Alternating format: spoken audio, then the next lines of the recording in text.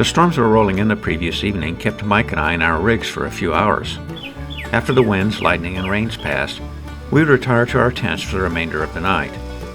We were greeted with fog in the morning as we prepared for our departure, a return to the TransAmerica Trail in Alva, and continuing to Great Salt Plains State Park for the next night.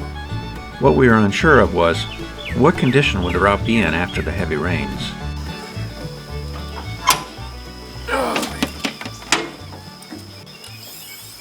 A wet night, wasn't it? Yes, it was. I didn't know it had rained. Wow. I slept solid through. I was awake in the truck the whole time. I put my headlamp on and I noticed all the water building up behind our vehicles from that pond that was growing from the rain. Would they say expect another 1 to 2 inches? Yeah. After the 3 inches that it had done? Yeah. But when I take the tent down, I'm going to look right in the center. I bet there's a rock. Yeah. Or a Because stick. you were on top of it? Yep. Usually it gets you right in the hip.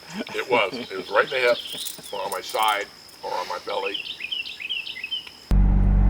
Good morning, everyone, and welcome to day 2 of the TransAmerica Trail across Oklahoma. We are leaving Little Sahara State Park. We had a good time playing out there on the sand yesterday when we got here. It's pretty out there. Foggy morning this morning. But you can see ahead there that the fog is pretty much lifting up. We did get showers. This is awesome. But keep in mind, if you're going to come to this park, it does cost quarters. And you know, right now the country is going through a shortage of change. It's been in all the newspapers, radios, television news broadcasts. So fortunately we had some quarters, and we're able to pay I think it cost me $1.75 for a 7.5 minute shower, which was more than enough time to take a nice shower, get myself all cleaned up and feeling really refreshed.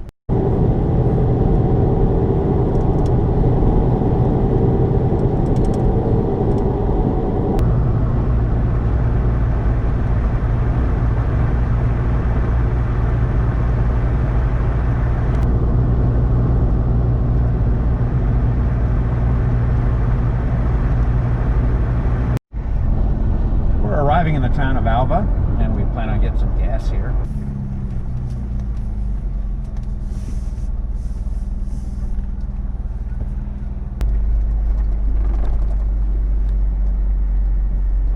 You seeing all these murals around town? I did see all those murals all over town.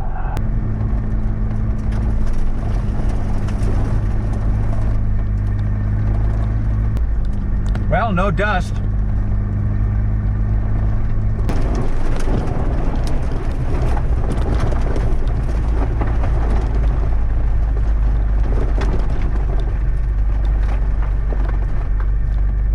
Okay, we'll go a little slower. Put it in 4 high?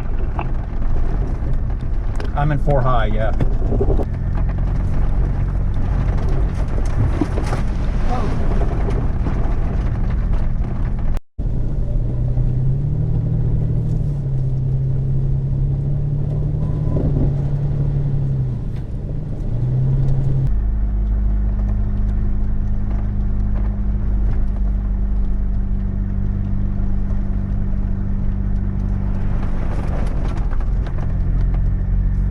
Look at that field on the right. We do not want to end up in that. Correct. So I'm concentrating on the road. If you think we're getting to an area where, okay, maybe this is getting stupid, you speak out, okay? We can always backtrack, go looking for paved roads to get around some really gnarly stuff, okay? Hey, that sounds good. Watch your speed. This stuff can get you going sideways real fast.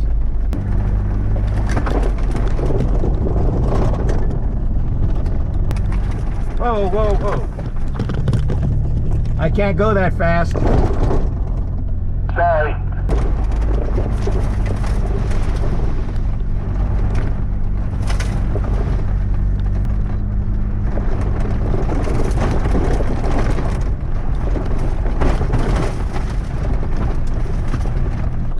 Pull mine out of 4-wheel drive.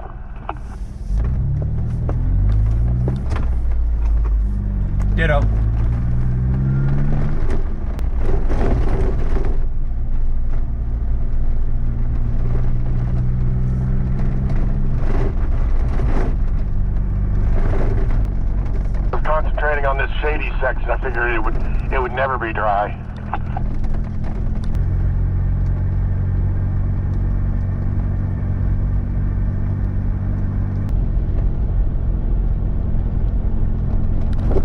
Boy, get a load of all these butterflies. Just noticed that. Tons of them. Hundreds. It might be a little hairy, this section. This is all carved up, and I'm sinking fast. Do we want to not take it? We can look for an alternate. Top of this rise and see if it gets any better. Looks like I got firmer up here. But still, I'm digging in a little bit, but we'll see.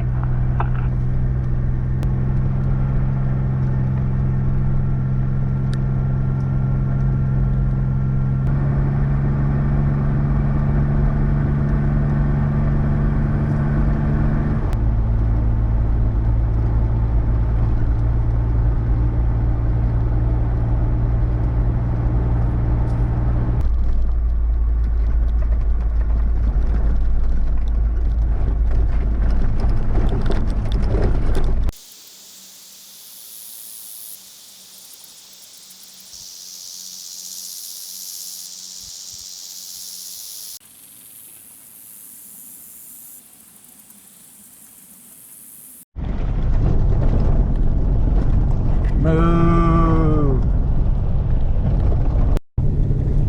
You can sure tell what makes the state of Oklahoma go driving on a road like this. Agriculture and petroleum. Food and oil. That's what makes the world go around.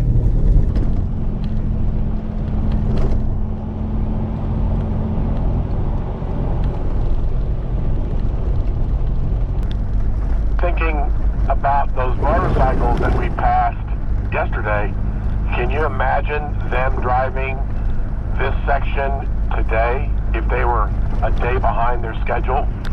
I couldn't imagine driving a bike in that kind of mud. Yeah, that'd be brutal. They could do an alternative route like we're doing, but that first time they would have driven into, probably dropped one of them before they had a chance to turn around.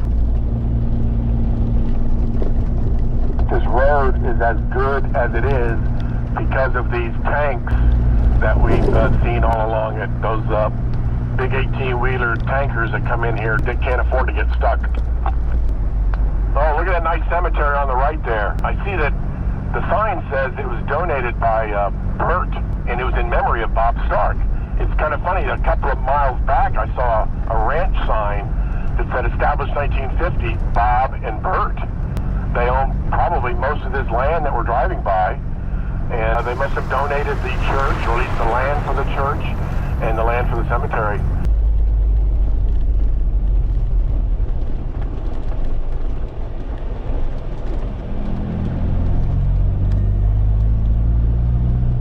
Right up here, this is where we're turning tomorrow to pick up the TransAmerica Trail again. This is where it turns to the east. And so we're going to head down the Great Salt Plains and Adobe House Museum. Yep, I see that on my GPS also. Thanks.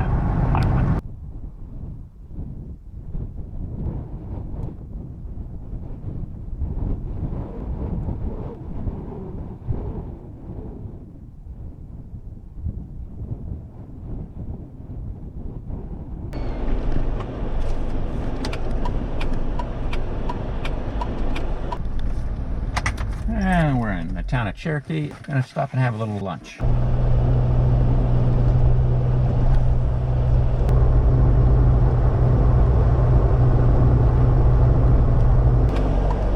gonna stop and visit the Sod House Museum in Line, Oklahoma.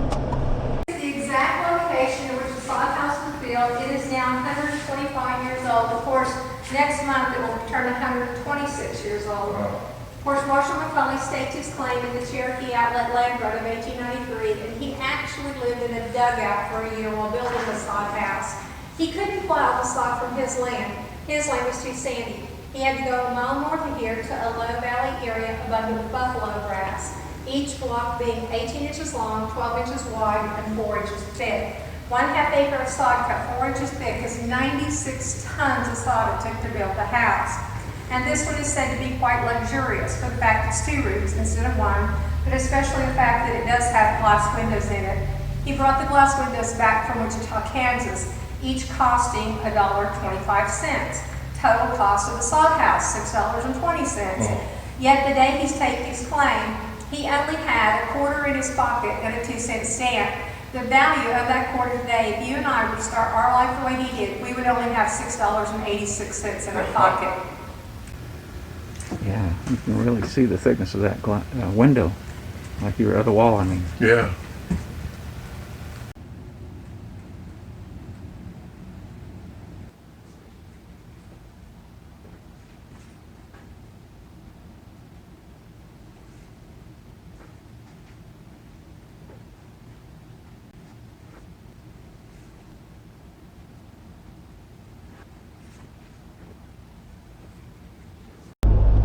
They're departing the Sod House Museum. Really cool. Very nice lady, Renee, gave us a wonderful tour of the facility, explained about the Sod House, the history of it. It was a lot of fun to listen to her retell a few of the stories at the time. Now Mike and I are headed for the Great Salt Plains.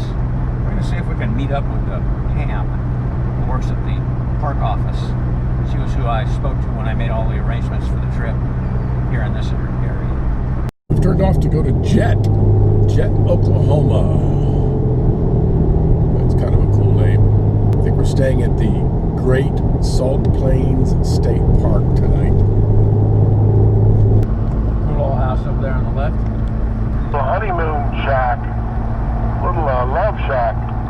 After passing through Jed, we headed over to the Great Salt Plains State Park Visitor Center where we found Pam. She explained to us about the uniquely formed selenite crystals we could dig for out on the salt plain. This is a cluster. It's actually here in 3 parts. It was at one time one big piece. It's very rare to find a cluster this large. You will find clusters this size. Oh, cool. Okay. The perfect cluster is going to be a blade about 3 inches tall. Okay. It's going to be clear, and it's going to have the hourglass design in the middle. And that's your perfect blade. Pam then gave us directions to our campsite, as well as to the nearby community of Nescatunga, where Mike could buy some ice.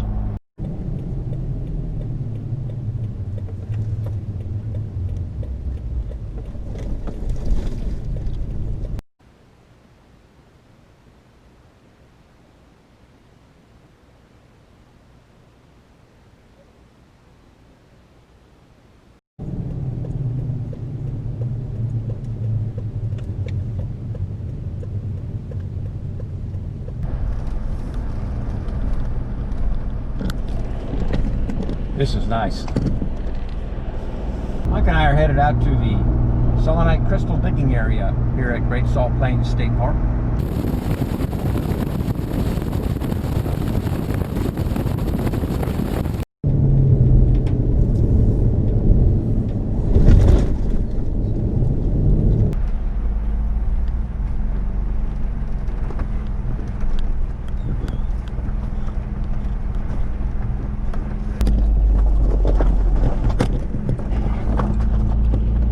See the vehicles out there?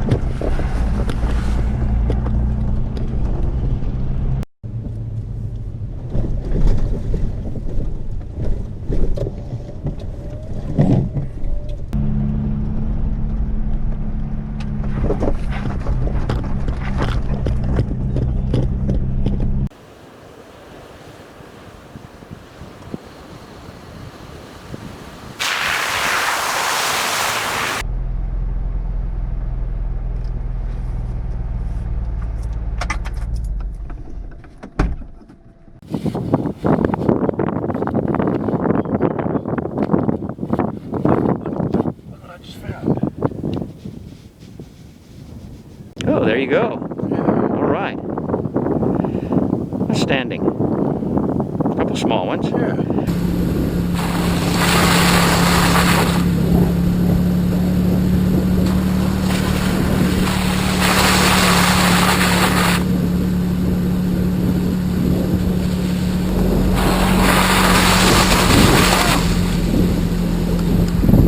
Your waterproof house, Doc.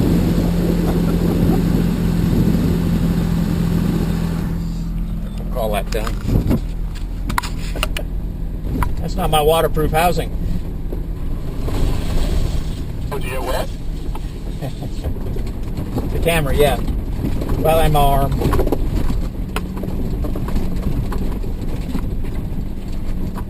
The front of it's waterproof, so I think it'll be fine.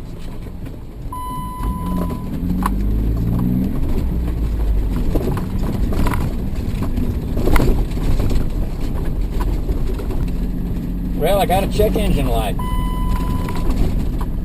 I got a flashing check engine light. That's not good. I got oil pressure according to my oil pressure gauge. I think water just got somewhere. Bringing up Torque Pro, it'll tell me what the code is, I hope. Yep. Crankshaft position. Random multiple cylinder misfire.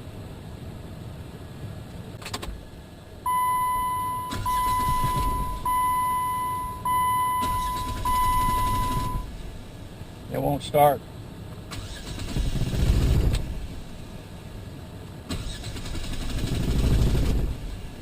How about tow service near me? They'll be 24 hours. We contacted a tow service 40 miles away in Enid, then tugged the Jeep past a gate that would be closed at sunset. I have a bad crankshaft position sensor.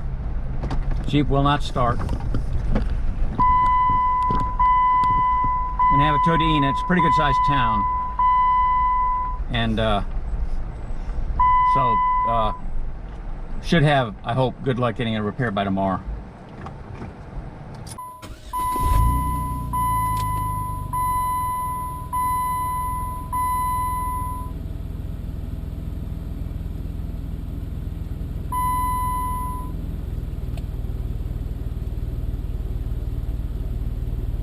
It's up to you, whatever you want to do. Well, I don't want to leave the guy hanging dry. My Jeep started after we got it towed out. They let it set. I'm still suspicious that it was the water I was going through. Guess I was having too much fun. I've got the check engine light still, but I have a feeling if I clear it, it won't come back. The Jeep seems to be running just fine. The check engine light is not flashing now. Before it was flashing, which means serious malfunction. Take care of it now. Well, Ginger was very sweet there to she's kind of like, well, I'm actually hoping you don't have any problems. It's very nice. I thought that was very nice. And it was actually nice if you could offer to compensate them for any short time that we had them on call. Yeah, I feel a little bad, but I mean, yeah, it had only been about 15 minutes maybe, so. So, today. Surprisingly muddy. I didn't expect that. I did. Well, I guess I knew once it rained last night, especially as hard as it rained last night, and the quantity. I wouldn't know. I slept through it. Man, it was but you may recall I said yesterday, if it rains, it can get nasty out there on some of them roads. It was an experience. I'm glad I went through it. I'd never driven on that type of road and that type of mud. And the last portion that we were on the TransAmerica Trail, that road was nice, but I really think that the oil business on either side of the road, the oil companies made the road a lot nicer. As we were turning off, there was one right there, and I said, if these go along the road, this would be a pretty good road, because they're going to bring big trucks out along this. Yeah. So the sod house, that was really interesting to be able to see that. Yeah. Didn't even realize I'm glad I that found was that on the. I never really thought about houses, how they're built in the pioneer days. I think that's probably one of the few materials that would be abundant everywhere. But I wonder if that Marshall McCulty doesn't sound German. Well, you can just say we are camped across from a Air Force base. Yep. Training center, a touch and go field. And it could be the very same plane coming around. So tomorrow, we're driving from here over to Caw Lake. Is that a state park? No, I believe that's another Corps of Engineers. Hopefully the trail will be a little bit drier. Didn't get exceptionally hot today, but hopefully there's no rain clouds. Well, this wind will help a lot. Yeah. I think I hope the wind will keep. Yeah.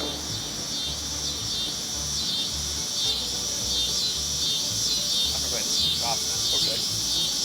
That guy's not fine. We might do a little bit more, maybe